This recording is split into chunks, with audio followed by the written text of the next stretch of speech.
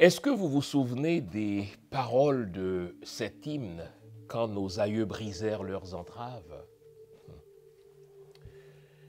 De 1893 jusqu'en 1904, l'hymne que je vais vous lire était considéré comme notre hymne national, œuvre de ce grand poète, de ce poète accompli et massif de la littérature haïtienne, Oswald Durand, dont les paroles furent mises en musique par un non moins grand musicien, Oxyde Gentil. C'était, dis-je, de 1893 jusqu'en 1904, notre hymne national, jusqu'à ce qu'il fût remplacé par la Dessalinienne actuelle, qui est, comme vous le savez, l'œuvre de Justin Lérisson. Mais je vais vous faire un aveu. Aujourd'hui encore, je ne peux entendre chanter cet hymne, je ne peux l'entendre jouer sans qu'il ne m'arrache quelque chaude larmes. Quand je l'entends chanter, quand j'en lis les paroles, c'est toute ma jeunesse qui refait surface. Quand j'entends entonner cet hymne, c'est ma jeunesse qui est projetée sur l'écran de ma pensée. Je revois ces cohortes d'hommes et de femmes qui marchèrent, la tête haute, le cœur rempli de fierté, car c'était encore un temps où nous croyions en un Haïti prospère. C'était encore un temps où nous croyions que les rêves qu'avaient nourris nos ancêtres étaient encore possibles d'être réalisés. Mais autre temps, autre mœurs, me diriez-vous avec raison. J'ai l'impression qu'on n'y croit plus. D'ailleurs, on n'entonne presque plus cet hymne-là. Je voudrais vous en relire 2 versets, question de faire renaître en vous, car je crois que c'est possible, de faire renaître en vous ce rêve d'une Haïti prospère, pour tous et pour toutes. Nous en ferons l'exégèse, nous en ferons l'interprétation dans un premier temps, et dans un second temps, je tenterai de brosser un bref tableau de quelques leçons que nos ancêtres ont voulu nous léguer à l'approche du 18 mai, date anniversaire convenue de notre drapeau. Donc, je vous livre lecture de quelques versets de cet hymne d'Oswald Durand. Et si vous pouvez vous le permettre, après l'émission, passez cette musique pour votre famille. Et je vous mets au défi de ne pas verser quelque chaude larmes. Au regard de ce que nos ancêtres souhaitaient pour ce pays, à comparer à ce qu'il est devenu aujourd'hui. Quand nos aïeux brisèrent leurs entraves, ce n'était pas pour se croiser les bras. Pour travailler en maître, les esclaves ont embrassé corps à corps le trépas. Leur sang à flots engraissa nos collines. À notre tour, jaunes et noirs, allons, creusons le sol légué par Dessalines. Notre fortune est là, dans nos vallons. L'indépendance est éphémère, sans le droit à l'égalité. Pour fouler heureux cette terre, il nous faut la devise austère, Dieu, le travail, la liberté. Sans quoi tout est éphémère, pas d'ordre et pas d'égalité. Pour fouler heureux cette terre, il nous faut la devise austère, Dieu, le travail, la liberté. Qu'est-ce que ces paroles ont fait remonter à votre pensée? Peut-être comme moi, votre enfance, vous étiez dans les couloirs de votre école primaire, dans la grande cour de récréation et lors d'une cérémonie officielle. Vos enseignants, vos instructeurs d'alors vous ont enseigné à vous tenir droit, fier, à saluer le drapeau, à lui manifester du respect. Peut-être que pour vous, ces paroles vous rappellent une partie de votre vie d'adulte. Quand on avait encore un embryon d'État. Mais autre temps, autre mœurs, me diriez-vous avec raison, ce temps-là où l'on croyait encore en une Haïti prospère, ce temps-là où l'on croyait encore que les rêves de nos ancêtres, les rêves qu'ils avaient caressés, les projets qu'ils avaient nourris pour nous, étaient encore possibles.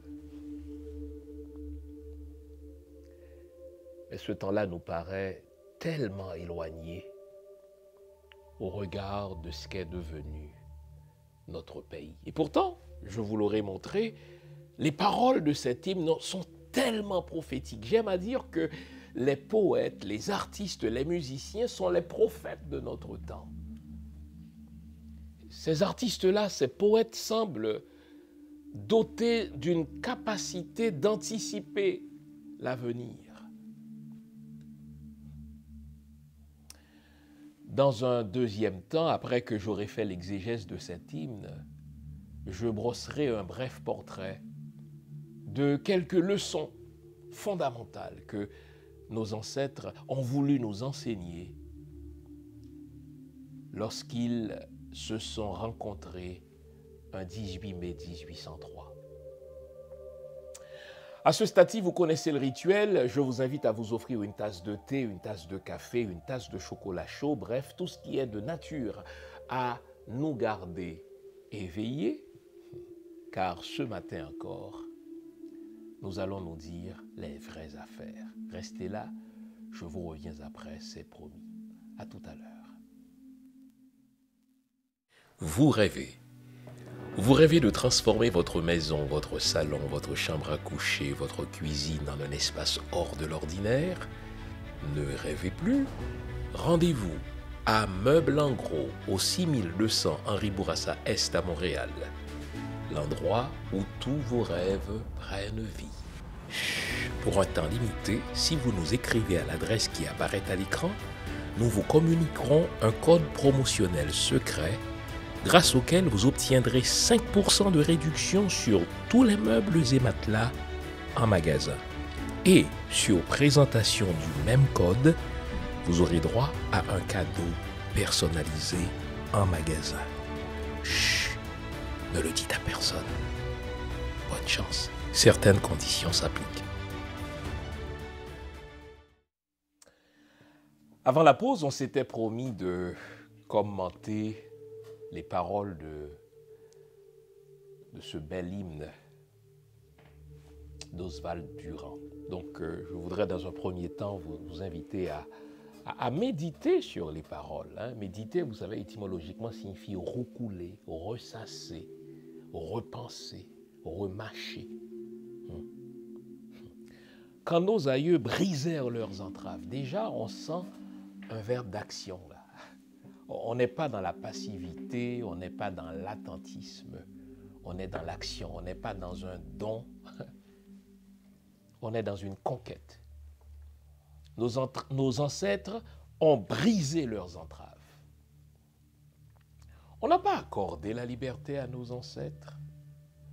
On ne leur a pas organisé une espèce de conférence internationale au terme de laquelle on a dit, écoutez, pauvres nègres, pauvres esclaves qui ont hérité d'un mauvais sort, pauvres esclaves qui sont nés pour être inférieurs, ou bien qui ont été créés par un Dieu pour servir les autres, et donc à un moment donné, nous les autres, nous allons leur accorder la liberté. Pas du tout. Il n'y a rien dans notre histoire qui doivent être considérés comme un don. fait à nos ancêtres. On ne leur a pas fait de cadeau.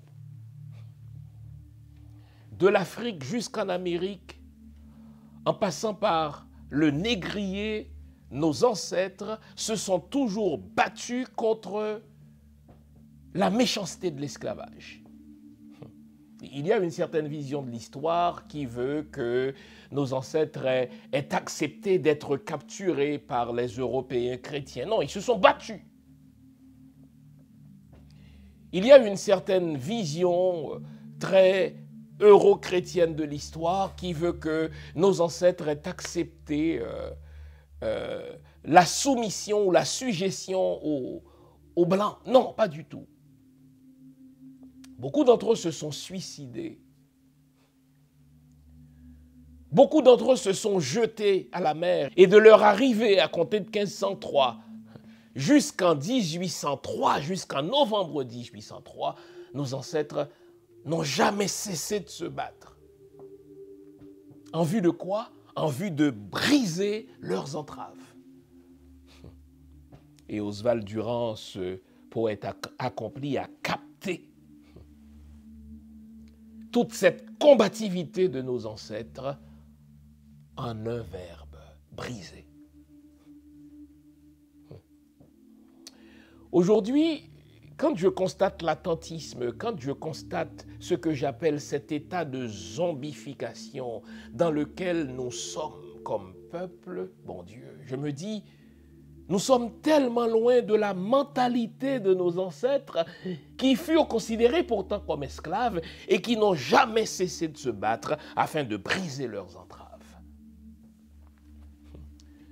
Quelles sont nos entraves aujourd'hui?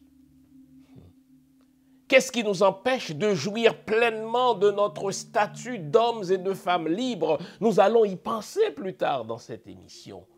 Quoi que ce soit, nous devons le briser comme nos ancêtres ont fait. Mais s'ils ont brisé leurs entraves, ils n'ont pas considéré la liberté comme une fin en soi. Ils ont brisé leurs entraves, ils se sont libérés du joug de l'esclavage en vue de faire de ce territoire quelque chose de plus grand encore. Et c'est ce que le poète a dit, quand ils ont brisé leurs entraves, ce n'était pas pour se croiser les bras. Nous n'avons qu'à lire la première constitution de notre pays, celle de 1805, la constitution impériale de Jean-Jacques Dessalines. Et dans cette constitution, eh bien, le premier homme d'État haïtien a clairement exprimé sa vision du citoyen haïtien. C'est quelqu'un qui doit faire l'acquisition d'un métier mécanique, l'agriculture, entre autres. C'est quelqu'un qui doit être prêt à défendre, n'est-ce pas, sa patrie à tout prix. Et c'est quelqu'un qui doit être un bon père de famille ou une bonne mère de famille.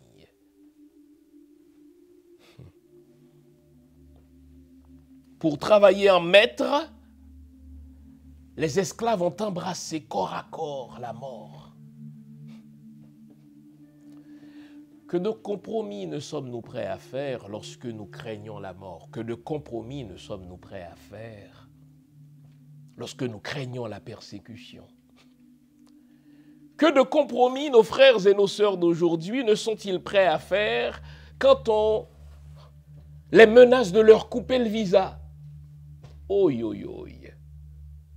Que de compromis n'ont-ils fait seulement pour avoir un poste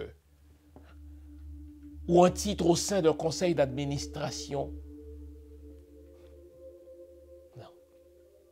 Nos ancêtres étaient prêts à, et ils l'ont fait d'ailleurs, ils étaient prêts à se battre jusqu'à la mort. C'était ça la devise d'ailleurs, liberté ou la mort.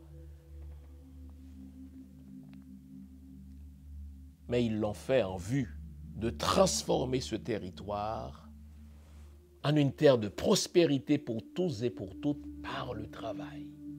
Encore une fois, on n'est pas dans la passivité, on n'est pas dans l'attentisme, on n'est pas dans, si vous voulez, dans l'attente d'un $50 qu'un parent en diaspora va nous envoyer. Non, ils étaient dans l'action. Car il se disait, comme le chante, n'est-ce pas, Dessalines, comme le chante, n'est-ce pas, Oswald Durand, les richesses de nos pays se trouvent dans son sol. Et si nous voulons, n'est-ce pas, être prospères, nous n'avons pas le choix que de bêcher, nous n'avons pas le choix que de creuser les vallons de ce territoire. C'est tellement triste, ce pays à vocation agricole qui importe tout aujourd'hui de la République dominicaine. Ce pays à vocation agricole qui est abandonné par l'État en sorte que l'agriculture ou l'industrie alimentaire dans ce pays est littéralement une industrie d'importation. Mais bon Dieu, nous sommes loin de ce grand rêve de nos ancêtres. L'indépendance est éphémère, avait prophétisé Oswald Durand en 1893, sans le droit à l'égalité. Nos ancêtres ont brisé le joug de l'esclavage, mais d'autres nous ont replongés dans un contexte plantationnaire. C'est vrai que nous ne sommes plus considérés comme esclaves, mais nous le savons, Haïti n'est pas un territoire d'égalité. Il y a l'oligarchie, 5%, nous dit-on, qui s'accapare de toutes les richesses de ce pays et qui livre les 95% à une pauvreté indécente, qui livre les 95% à un niveau de vie infrahumain. Pas d'ordre, pas d'égalité, avait anticipé Oswald Durand. N'est-ce pas ce que nous voyons aujourd'hui? Haïti est devenu une espèce de capharnaüm. Haïti est devenu une espèce de chaos, mais un chaos planifié, un chaos entretenu. Un chaos que la plupart de ces enfants veulent fuir, alors que les fameux 5% font tout pour rester.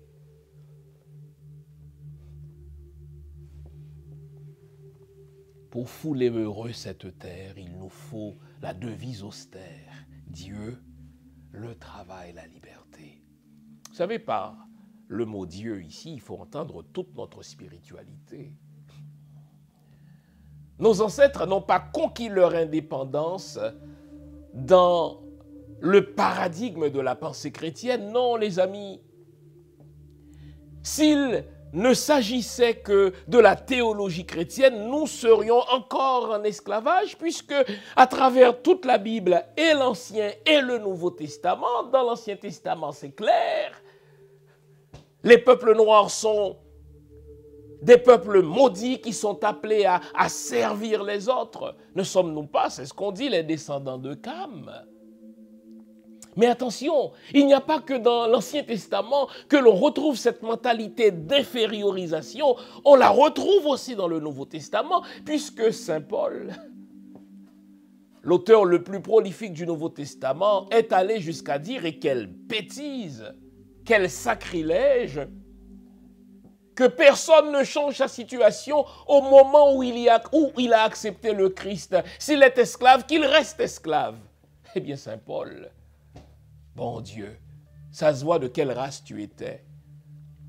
Ça s'entend, n'est-ce pas, la catégorie sociale à laquelle tu as appartenu, car comment demander à mes ancêtres de rester esclaves au nom de leur christianisme en leur disant que ce qui compte, c'est la liberté en Christ, mon œil.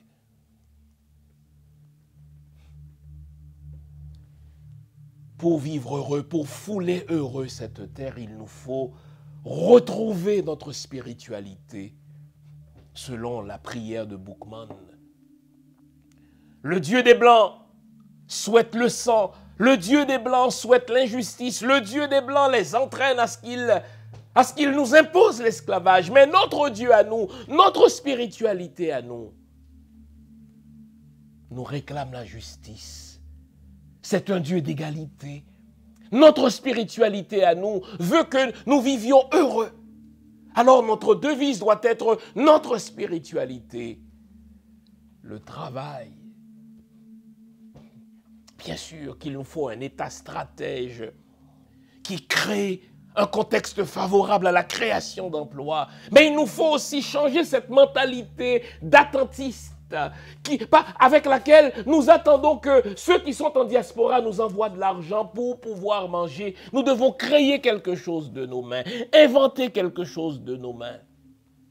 L'esprit de l'entreprise dont je ne cesse de parler et qui ne nous a pas été enseigné à l'école, qui ne nous est toujours pas enseigné, n'est-ce pas, par les influenceurs, mais c'est ça notre avenir, l'esprit entrepreneurial, la liberté. Ce triptyque, nous l'avons perdu. Et c'est le début de tout notre drame, c'est le début de notre malheur, ce triptyque fondamental, notre spiritualité, le travail et la liberté. On nous a imposé par l'école le Dieu de nos ennemis. On nous a imposé par l'école la religion de nos ennemis. Et on nous a fait croire que la spiritualité de nos ancêtres, celle grâce à laquelle nous avons conquis notre indépendance, c'est la spiritualité du diable, c'est la spiritualité de Satan, c'est une superstition. On ne peut aller nulle part aussi longtemps qu'on utilise la défroque identitaire de nos ennemis. Quand je me déclare chrétien, mais j'utilise la défroque identitaire de mes ennemis.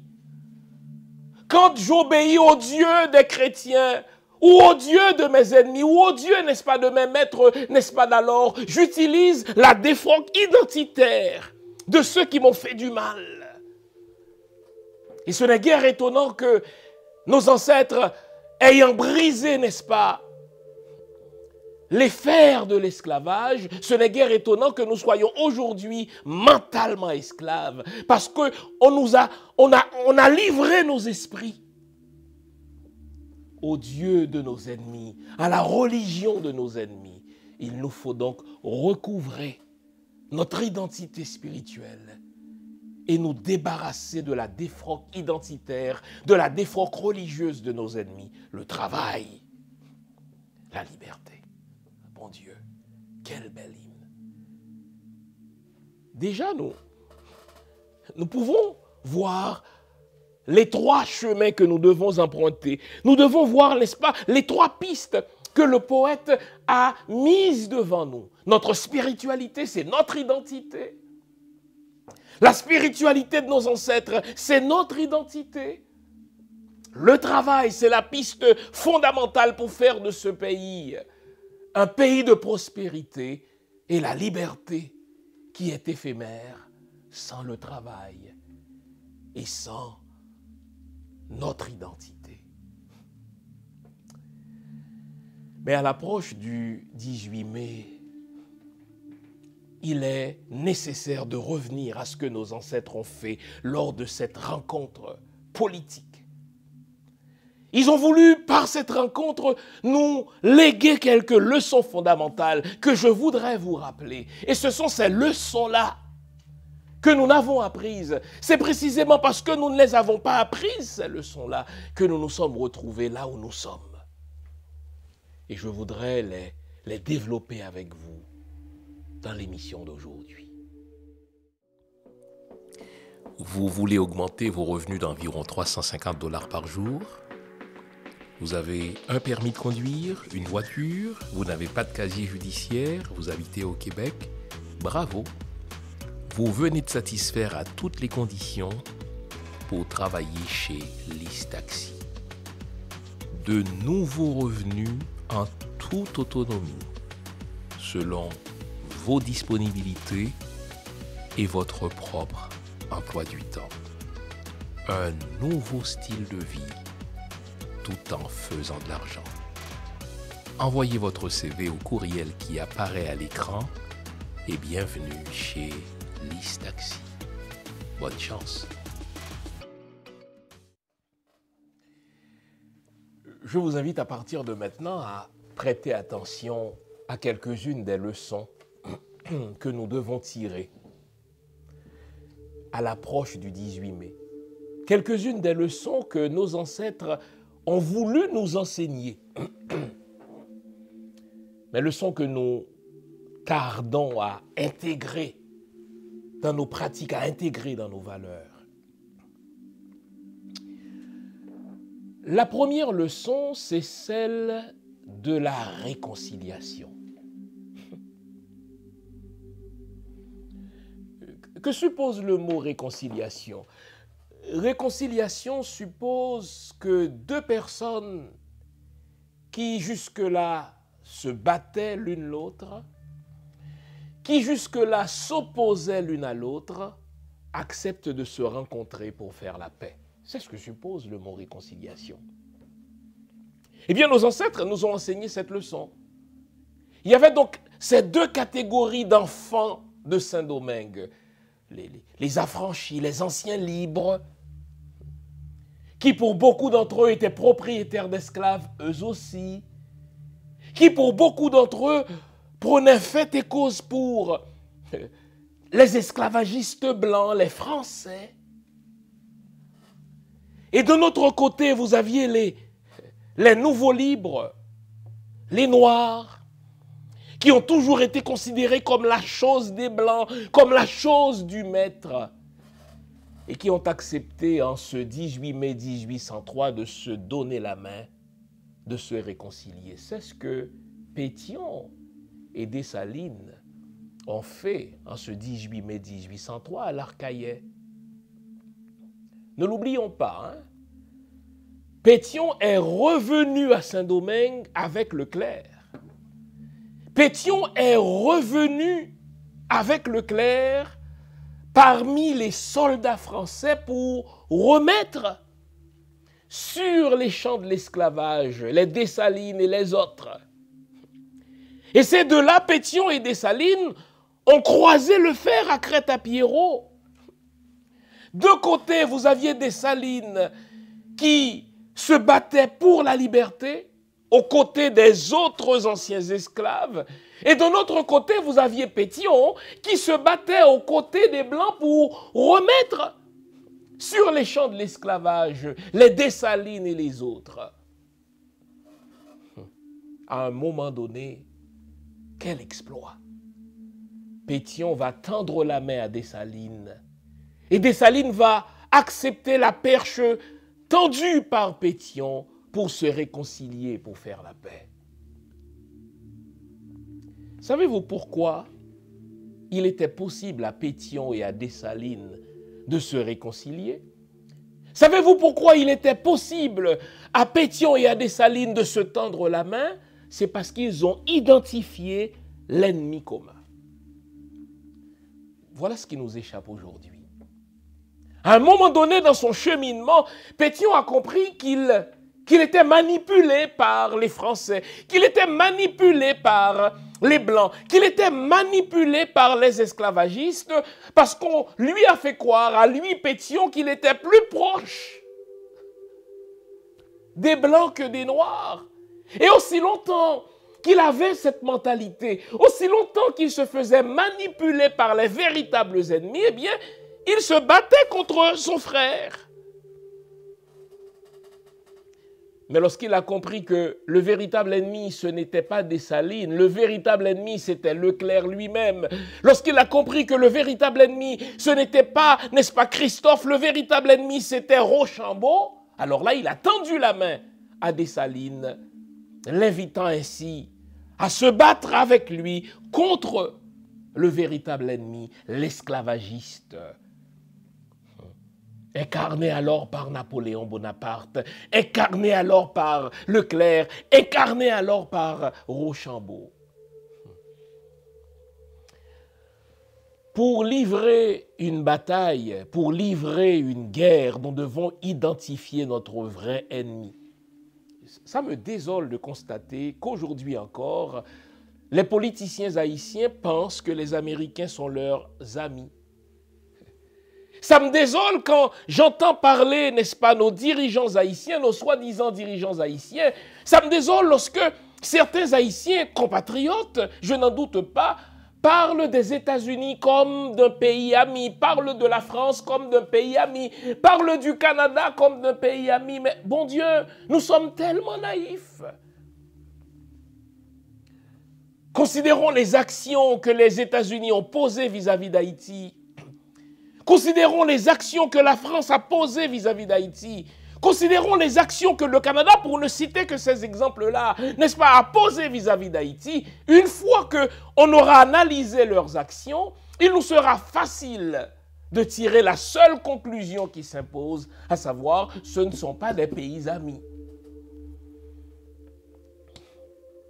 Lorsque des pays créent l'instabilité chez vous, lorsque des pays vous imposent des dirigeants sans aucune légitimité, lorsque ces pays créent le chaos chez vous, lorsqu'ils facilitent l'entrée illégale des armes chez vous, lorsqu'ils boycottent, n'est-ce pas, toute tentative nationaliste chez vous, alors là, vous ne pouvez plus dire que ces pays-là sont des amis. Il faut tirer la conclusion qui s'impose en tant que patriotes. Ce sont nos ennemis. Et une fois que nous aurons identifié nos vrais ennemis, nous n'aurons plus le choix que de nous tendre la main les uns aux autres et nous battre ensemble contre ces ennemis communs. Vous rêvez.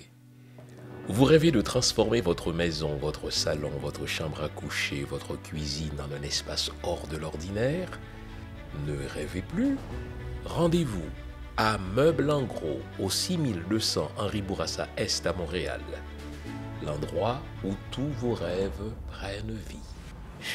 Pour un temps limité, si vous nous écrivez à l'adresse qui apparaît à l'écran, nous vous communiquerons un code promotionnel secret grâce auquel vous obtiendrez 5% de réduction sur tous les meubles et matelas en magasin. Et sur présentation du même code, vous aurez droit à un cadeau personnalisé en magasin. Chut, ne le dites à personne. Bonne chance. Certaines conditions s'appliquent. On peut avoir une vision différente de la transition. On peut avoir une vision différente de ce qui doit être fait dans la situation actuelle, mais tu n'es pas mon ennemi. Je ne suis pas ton ennemi. Des visions différentes, ça se discute dans le cadre d'une conférence nationale souveraine. Mais si, pendant qu'on réfléchit ensemble, pendant qu'en tant que patriotes, en tant que compatriotes, on réfléchit ensemble, on se laisse dicter ce qu'il nous faut faire par les États-Unis, nous allons nous mettre ensemble pour repousser les États-Unis chez eux. Nous allons nous mettre ensemble pour repousser les Américains, pour repousser le core group, cette mafia internationale. Parce que c'est eux, ces diplomates étrangers, ce sont eux, n'est-ce pas, les représentants des États-Unis, de l'OEA, n'est-ce pas, du Canada, de la France, de l'Union européenne, ce sont eux nos vrais ennemis. Et nous devons avoir cette lucidité de Pétion, cette lucidité de Dessalines, pour faire entre nous cette paix des braves. Pétion a réalisé qu'il se faisait manipuler par Leclerc. Pétion a réalisé qu'il se faisait manipuler, qu'il se faisait jouer par Napoléon Bonaparte. Quand est-ce que nous allons réaliser que l'ambassade américaine est en train de nous rouler les uns contre les autres, est en train de nous dresser les uns contre les autres? Regardez à quel jeu joue la communauté internationale. D'un côté, ils nous invitent à trouver une voix haïtienne, n'est-ce pas? Ces diplomates-là nous invitent à trouver une voix haïtienne à nous parler. Et les gens de l'accord Montana ont mené un bon boulot pour avoir un accord très inclusif, très transparent. Et pendant tout le temps qu'on travaillait sur l'accord, eh bien, l'international les laissait croire, n'est-ce pas, qu'il encourageait ces gens-là, ces diplomates-là. L'accord de Montana, une fois parvenu à terme, cette même communauté internationale soutient Ariel Henry en l'invitant à bouder cet accord. Dans quel but? Dans le but de nous dresser les uns contre les autres de manière à ignorer que nos vrais ennemis, c'est justement ces diplomates étrangers. Nos vrais ennemis, ce sont justement les membres du corps groupe, ces gens qui refusent d'admettre en ce qui nous concerne l'autodétermination des peuples et qui l'acceptent s'agissant des Ukrainiens. Lorsqu'ils ont fait cette paix des braves, Dessalines et Pétion, c'est-à-dire les anciens libres et les nouveaux libres, ils se sont donné un mot d'ordre. Désormais, ça va être notre devise, la liberté ou la mort. Nous allons nous battre jusqu'au bout. Nous allons livrer une bataille totale contre les Français, contre les esclavagistes. Et en des termes aujourd'hui, nous devons livrer une bataille totale contre le corps groupe, cette communauté internationale qui nous traite en enfants, qui nous infériorise et qui nous empêche d'être véritablement libres. Comme nos ancêtres d'autrefois, notre devise aujourd'hui doit être liberté ou la mort, l'égalité ou la mort.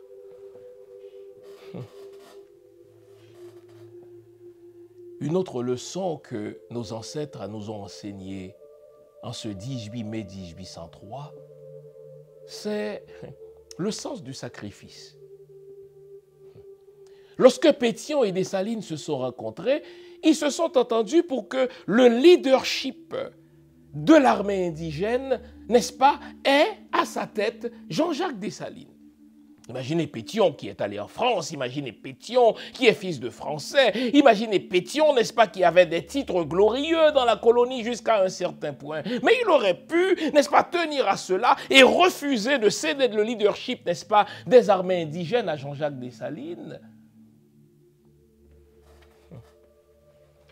Ce sens de la hiérarchie, ce sens du commandement, cette capacité qui consiste à nous dire le meilleur d'entre nous doit nous diriger, les meilleurs d'entre nous doivent nous guider. Nous avons perdu cela. Tout le monde pense être leader. Tout le monde veut être leader. Tout le monde pense pouvoir faire n'importe quoi sans en avoir l'expérience, sans en avoir le savoir, sans en avoir le savoir-faire. Et aujourd'hui, nous nous retrouvons, bon Dieu, avec pas moins de 264 partis politiques, de 264 leaders qui pensent tous pouvoir être présidents.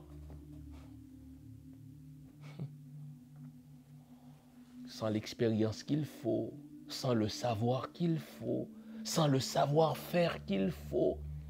Et précisément parce qu'ils n'ont pas ce sens du sacrifice dont on fait montre Pétion et Dessalines, ils sombrent dans cette mentalité pathologique. Si ce n'est pas moi qui fais, il n'est pas bon. Si ce n'est pas moi qui chef, il n'est pas bon. Si ce n'est pas moi qui dirige, il n'est pas bon. Si ce n'est pas moi qui gagne, il n'est pas bon. Et comme conséquence, nous nous battons les uns contre les autres. Et nous laissons libre cours aux manipulations de l'ambassadeur des États-Unis, aux manipulations de l'ambassadeur du Canada, aux manipulations de l'ambassadeur de la France, de l'Union européenne ou de la mafieuse, n'est-ce pas, corps groupe.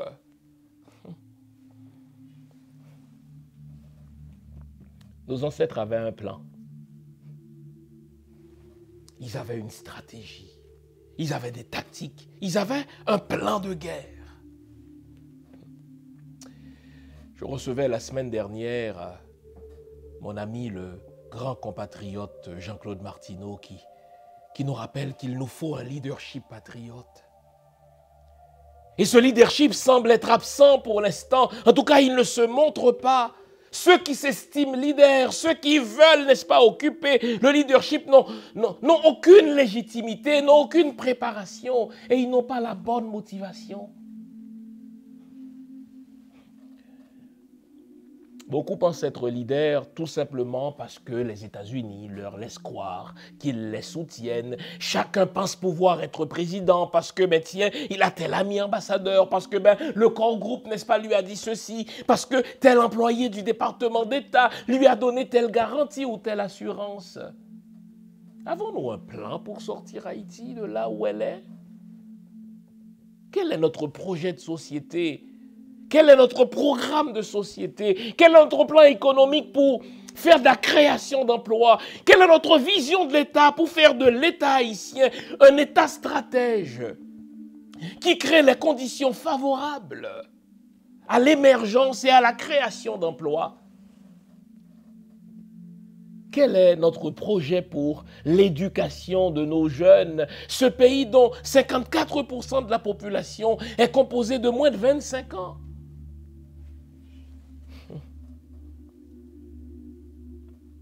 Ils ont formé une alliance, Dessalines et Pétion.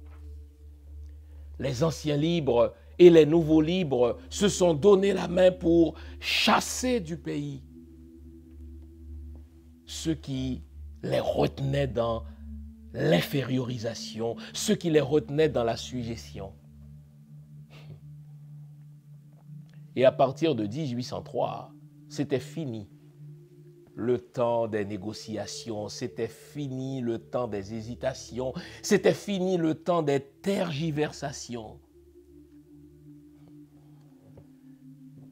On n'allait plus négocier avec Bonaparte, on n'allait plus négocier avec Leclerc, on n'allait plus négocier avec Rochambeau. Nous voulons la liberté ou la mort, liberté ou la mort. Et ce 18 mai 1803 va aboutir à l'apothéose du 18 novembre 1803. En quelques mois, pensez-y bien, hein? En quelques mois. Précisément parce qu'ils se sont unis. En quelques mois, précisément parce qu'ils avaient un plan. En quelques mois, précisément parce qu'ils avaient le sens du commandement, parce qu'ils avaient le sens de la hiérarchie, le sens du leadership. En quelques mois, de mai 1803 à novembre 1803, nos ancêtres ont pu chasser l'une des armées les mieux préparées, l'une des armées les plus aguerries de l'histoire d'alors. Pourquoi? Parce que quand nous sommes unis, quand nous faisons alliance, rien ne nous résiste. J'aime à rappeler l'apothéose du 18 novembre 1803, mais j'aime surtout rappeler ce qui s'est produit 10 jours après le 18 novembre 1803. Lorsque Rochambeau a reconnu sa défaite, Dessalines lui a donné à lui et à ses troupes de laisser le territoire domingois qui allait devenir Haïti ou redevenir Haïti 10 jours. Nous ne pouvons pas garder éternellement nos ennemis dans nos seins. Il est un moment où on doit faire l'inventaire de ce que nous avons subi. Il est un moment où on doit regarder la réalité en face et se dire, écoutez, ce pays-là est là où il est parce que les étrangers, les ambassades accréditées chez nous, nous ont toujours empêchés de suivre notre voie. Aussi, ai-je recommandé de suspendre nos relations avec certains pays comme les États-Unis. Aussi ai-je recommandé, n'est-ce pas, une fois qu'on aura un État légitimement élu, de poursuivre la France pour cette rançon de notre liberté qu'elle nous avait imposée.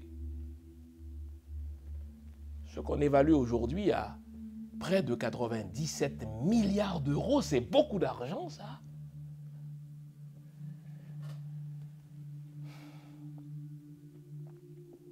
Nos ancêtres avaient un projet de société.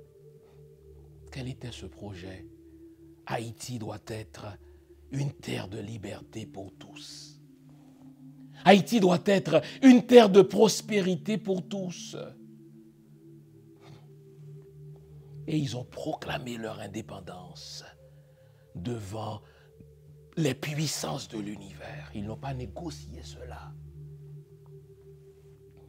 Aujourd'hui, nous sommes rendus à ce point lâche, nous sommes rendus à ce point passif que nous imaginons que pour poser une action, pour poser un geste d'éclat, pour, n'est-ce pas, réussir notre transition démocratique, mais il nous faut avoir l'accord de l'ambassadeur américain, il nous faut négocier avec la communauté internationale. Essayons d'imaginer seulement si nos ancêtres se donnaient tant de peine. S'ils devaient négocier avec les Anglais, s'ils devaient négocier avec les Américains, s'ils devaient négocier, n'est-ce pas, avec les Français ou négocier avec les Espagnols. On ne négocie pas sa liberté. On ne négocie pas l'autodétermination des peuples. On ne négocie pas son indépendance, on la prend.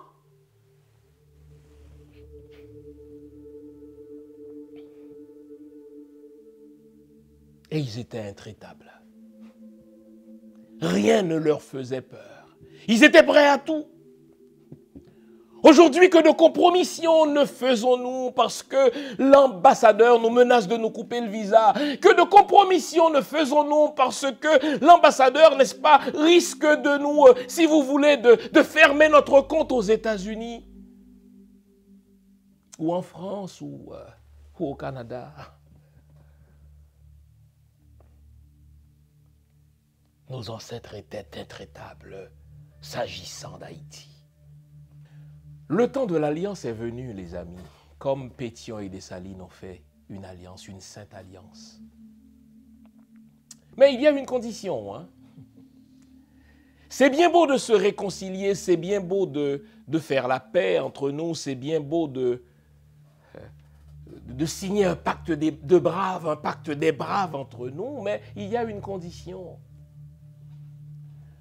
À condition que les parties prenantes veuillent vraiment le bien d'Haïti. Pétion avait réalisé qu'il était jusque-là manipulé par la France. Et il allait changer son fusil d'épaule littéralement en se battant désormais pour la liberté de Saint-Domingue qui allait redevenir Haïti. Nous devons faire la paix entre nous. Nous devons faire la paix avec ceux qui veulent vraiment le bien d'Haïti. Nous n'allons pas faire la paix avec ceux qui importent des armes pour faire en sorte que nos jeunes s'entretuent. Nous n'allons pas faire la paix avec ceux qui détournent des fonds publics, qui volent, qui gaspillent, qui dilapident, n'est-ce pas, les ressources du pays et qui vont mettre, n'est-ce pas, leur argent sur des comptes étrangers, des comptes offshore. Nous n'allons pas nous réconcilier avec l'ambassade américaine, l'ambassade du Canada ou l'ambassade de la France qui font tout pour qu'Haïti reste là où elle est. Nous devons faire une alliance avec nos frères de l'Afrique. Encore une fois, permettez que je cite mon aîné Jean-Claude Martineau qui nous disait mercredi dernier: Haïti a toujours eu une vie internationale. Haïti a toujours apporté son concours au peuple qui était menacé dans leur liberté. C'est le temps pour nous, n'est-ce pas, de faire appel à nos frères africains. J'aime tellement ce que j'entends depuis le Mali. J'aime tellement ce que j'entends depuis le Sénégal. J'aime tellement ce que j'entends depuis le Burkina Faso. Pour ne prendre que cet exemple-là, que ces exemples-là, j'aime tellement ce que j'entends depuis le Nigeria. Nous devons faire cette sainte alliance avec nos frères de l'Afrique pour qu'ils nous aident à nous débarrasser de nos entraves actuelles. Nous n'avons pas d'armée. Nous avons une police corrompue dans sa hiérarchie. Nous avons une police corrompue dans son administration, dans sa structure. Pour nous débarrasser, n'est-ce pas, de ceux qui ont des armes, pour nous débarrasser de ceux qui nous tuent, pour nous débarrasser de ceux qui nous kidnappent, nous n'aurons pas le choix que de faire appel à nos frères d'Afrique. Car ce ne sont pas nos frères africains qui sont trempés dans le trafic international des armes illégales. Nos armes ne viennent pas du Mali. Les armes, n'est-ce pas, qui tuent nos enfants viennent des États-Unis en passant par la République dominicaine. Nous ne pouvons pas faire appel à ceux qui font partie du problème pour résoudre le problème. l'État dominicain n'est pas un État ami. C'est un État, n'est-ce pas, qui à bien des égards ferme les yeux sur l'entrée illégale des armes vers Haïti, car plus c'est chaotique en Haïti, plus nos jeunes vont dépenser leur argent dans les universités dominicaines. Plus c'est chaotique en Haïti, plus les soi-disant gens d'affaires vont investir en République dominicaine. Plus c'est chaotique en Haïti, plus ces soi-disant, n'est-ce pas, élites haïtiennes vont acheter leurs condos, vont construire leurs maisons en République dominicaine. Donc, dans ce jeu d'intérêts contradictoires, la République dominicaine a intérêt à ce que ça aille mal en Haïti. Nous n'allons pas demander de l'aide aux Dominicains.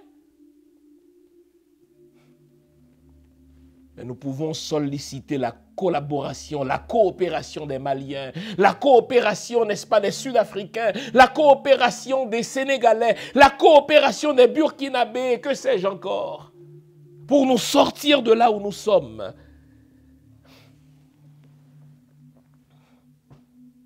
Pétion et Dessalines se sont promis de se battre jusqu'à la mort pour la liberté.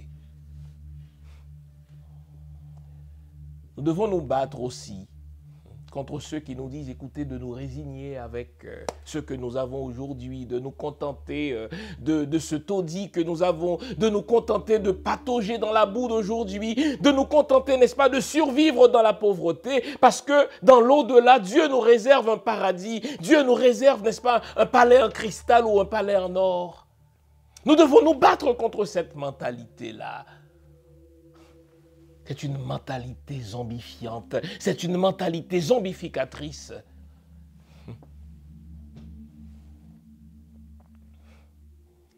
J'en suis parvenu à ce stade où, dans ma réflexion, il nous faut tendre le bras, demander de l'aide aux pays africains. Ce n'est pas à l'État haïtien de le faire parce que les dirigeants haïtiens sont des anti-haïtiens en ce moment. Le gouvernement haïtien est anti-haïtien, il est mis là par la communauté internationale, il est mis là par Michel Martelly, qui est impliqué dans le commerce de la drogue, qui est impliqué dans l'assassinat du président Jovenel Moïse. Nous devons, n'est-ce pas, travailler une structure de la société civile pour aller demander de l'aide à nos frères africains, pour qu'ils nous aident à nous débarrasser de ces kidnappeurs, pour que, n'est-ce pas, nos frères africains nous aident à nous débarrasser de ces gangsters qui prennent en otage la population haïtienne. Nous avons assisté à quelque chose de hautement théâtral au cours de la semaine. Les représentants de la police fédérale américaines sont entrés comme dans un moulin en Haïti pour aller chercher un salopard dans les cellules d'une prison haïtienne qui, apparemment, depuis sa cellule de prison, coordonne, n'est-ce pas, le mouvement des bandits qu'on appelle les 400 Marozo. D'abord, il y a quelque chose de révoltant là-dedans. Des Américains qui viennent chercher un jeune Haïtien. Salaud, je veux bien. Bandit, je veux bien. Mais si on avait un véritable État, ce serait à l'État haïtien de juger ce salaud-là. Mais il y a toujours un piège. Hein? Derrière ces coups fumants, il y a toujours un piège derrière ces coups théâtraux. Est-ce qu'on n'est pas venu justement chercher ce salopard qui faisait dans le commerce des armes, qui faisait, n'est-ce pas, dans le commerce du kidnapping, pour l'empêcher, n'est-ce pas, justement de dire de qui il recevait ses ordres, de qui il recevait les armes et avec qui il partageait, n'est-ce pas, ces millions qu'il a ramassés dans le commerce du kidnapping. Est-ce que les États-Unis ne sont pas en train d'arrêter des gens qui étaient susceptibles de parler, de révéler leur véritable source pour qu'on ne voit jusqu'à quel point les Américains sont impliqués dans le désordre, dans le chaos qui sévit en ce moment en Haïti? Ne soyons pas dupes. Lorsque les agents de la DIA, n'est-ce pas, entrent en Haïti, ils ne le font pas dans l'intérêt d'Haïti, ils le font dans leurs propres intérêts. Pourquoi n'arrête-t-il que ce salaud Michel Martelly, je l'ai dit la semaine dernière, réside aux États-Unis. Tout le monde sait qu'il est impliqué dans la drogue. Tout le monde sait qu'il est impliqué dans le kidnapping. Tout le monde sait qu'il est impliqué dans l'importation illégale des armes. Pourquoi ne l'arrête-t-on pas? Laurent Lamotte réside lui aussi aux États-Unis. Tout le monde sait qu'il est impliqué dans la dilapidation des fonds publics haïtiens, dite Petro-Caribé, et Laurent Lamotte répondra présent. Pourtant, il vit aux États-Unis. Il investit son argent dans les banques américaines. Pourquoi on n'arrête pas? Alors ne nous laissons pas prendre dans ce coup fumant. D'ailleurs, cette semaine, un grand quotidien américain a publié le fait que, les États-Unis veulent cacher certains faits dans le dossier de l'assassinat de Jovenel Moïse pour qu'on ne découvre pas jusqu'à quel point l'État américain est impliqué dans l'assassinat du président. Je vous l'avais dit le jour même de l'assassinat de Jovenel Moïse. Il faut rechercher, si l'on veut comprendre l'assassinat de Jovenel, il faut fouiller 3 pistes. Celle de l'oligarchie haïtienne, celle du PHTK de Michel Martelly et celle de l'ambassade américaine à Port-au-Prince. Mes chers amis, s'il est vrai que le combat que nous devons livrer est épique, s'il est vrai que la lutte que nous devons mener est âpre, nos ancêtres nous ont pavé la voie, nos ancêtres nous ont montré ce que nous devons faire pour l'emporter, cette bataille. Nous entendre, nous entendre entre nous. Aussi est-ce fondamental pour nous de nous réunir autour d'une structure de dialogue national, de véritable dialogue national, n'est-ce pas? Dialogue grâce auquel nous sommes prêts à vider, à déballer nos sacs, à dire vraiment ce que nous avons dans les tripes pour notre pays. Pour mener, gagner cette bataille, nous devons nous entendre. Nous devons faire une sainte alliance avec ceux qui aiment vraiment Haïti. Ceux qui réalisent que jusque-là, ils se faisaient manipuler par des étrangers, par des ennemis, et que, en tant qu'enfants d'Haïti, nous n'avons pas le choix que de nous mettre ensemble. Pour gagner cette bataille, nous devons identifier nos ennemis. N'ayons plus peur de dire qui sont nos véritables ennemis. Nos véritables ennemis, c'est le corps groupe. Nos véritables ennemis, c'est les ambassades étrangères accréditées à Port-au-Prince. Nos véritables ennemis, ce sont ces diplomates qui nous refusent à nous l'autodétermination des peuples. Et une fois que nous les aurons identifiés, n'ayons pas peur de nous battre contre eux. Nos ancêtres n'ont pas cherché à négocier avec Rochambeau, ils n'ont pas cherché à négocier avec Napoléon Bonaparte, ils leur ont livré, n'est-ce pas, une guerre. Nous devons nous battre contre ceux qui transforment Haïti en un chaos. Et parmi ceux qui transforment Haïti en un chaos, il y a, n'est-ce pas, les étrangers, mais il y a ceux aussi qui se prétendent haïtiens. Vous n'êtes pas haïtien si vous détestez votre pays. Vous n'êtes pas haïtien si vous semez le chaos dans votre pays. Vous n'êtes pas patriote en tout cas si vous importez des armes que vous livrez à des jeunes pour qu'ils nous tuent, pour qu'ils nous kidnappent. Puisque cette lutte suppose, n'est-ce pas, suppose un certain savoir-faire, puisque cette lutte suppose une détermination, une combativité, et lorsque nous constatons le fait que notre police est corrompue, nous n'avons pas d'armée, nous n'aurons pas le choix que de faire appel à nos frères d'Afrique. Ils comprendront le sens de nos luttes. Ils auront ce sens de coopération que nous leur avons montré par le passé. Et puisque notre propre gouvernement est contre nous, notre propre État est contre nous, nous n'aurons pas le choix que de combattre aussi ceux qui sont au pouvoir en ce moment. Travaillons à cette structure civile, cette structure de la société civile, pour aller demander l'aide de nos frères d'Afrique et qu'ils viennent nous débarrasser de ceux qui font entrer des armes illégales en Haïti, qu'ils aident à nous débarrasser de ceux qui nous kidnappent, qui kidnappent nos enfants, qui violent, n'est-ce pas, nos filles. Et qu'Haïti soit précisément ce pays pour lequel nos ancêtres se sont battus. N'oublions pas ce triptyque fondamental. Oswald Durand l'a dit, Dieu, Le travail, la liberté. Par Dieu, j'entends, moi, la spiritualité ancestrale, notre spiritualité qui est notre identité. Le travail, ce n'est pas la passivité. Et la liberté. Mais cette liberté n'est pas une fin en soi. Il faut la chérir, il faut l'entretenir, il faut y veiller jalousement. De manière à ce que les 5% ne s'accaparent pas des ressources de nos pays, mais que ces dernières soient mises vraiment au profit de tous et de toutes. J'espère vous avoir été utile. J'espère surtout que l'émission d'aujourd'hui suscite en vous ce désir de vous mettre debout pour briser vos fers, pour briser, n'est-ce pas, le joug de vos peurs. Et que comme nos ancêtres, nous puissions nous battre pour faire de ce pays que nos ancêtres ont voulu. J'espère vous avoir été utile. J'espère surtout que cette émission suscite en vous, n'est-ce pas, votre patriotisme, votre désir de vous battre pour votre pays. On garde le moral, car tant que va le moral, tout va. On est ensemble. Bonne semaine.